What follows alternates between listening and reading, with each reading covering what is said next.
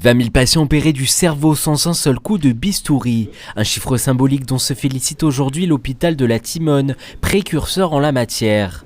Il y a 27 ans, le CHU marseillais créait son centre de radiochirurgie Gamma Knife et devenait le leader mondial. Aujourd'hui, avec ces deux machines, l'hôpital traite une dizaine de patients tous les jours. Des patients éveillés qui repartiront aussitôt et sans complications.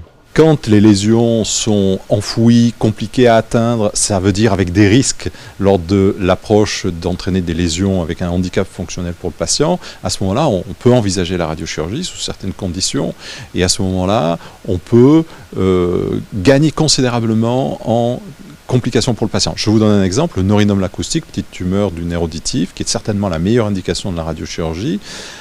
Opérer dans les meilleures mains, de la meilleure façon possible, il y a un risque de perte auditive qui est important, il y a un risque de paralysie du visage qui est important, qui est extrêmement traumatisante et qui est un gros handicap pour les patients, voire même d'autres types de complications chirurgicales.